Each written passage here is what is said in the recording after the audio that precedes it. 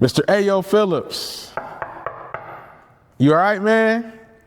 My boy Ayo caught a terrible situation and goes into deep, excruciating detail about all the BS that happened in this deal.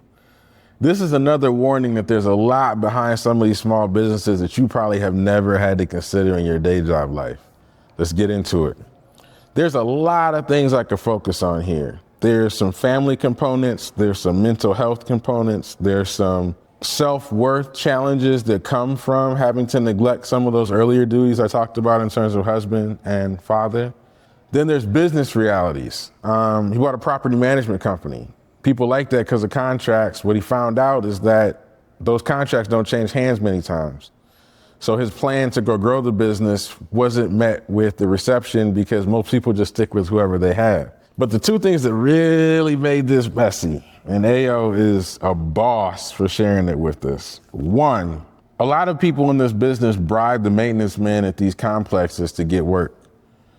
Now, bribes are nasty work. They're even nastier because once you start, you can barely ever stop. That's messy, but let me tell you what's even messier. So one of the big pieces of our quality of earnings process is our 5 questions about sales and marketing.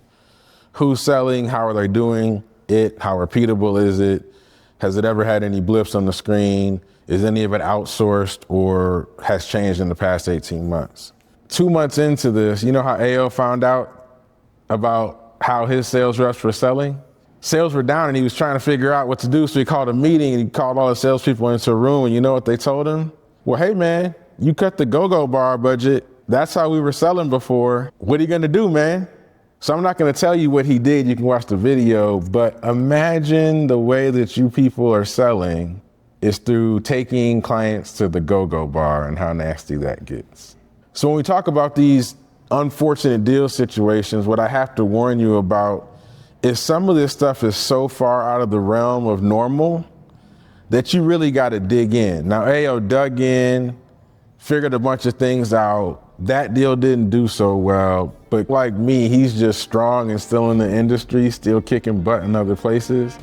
So the story ends well, but man, if you ever get a chance to see Ayo in the streets, please buy that man a beer and get this story in real person.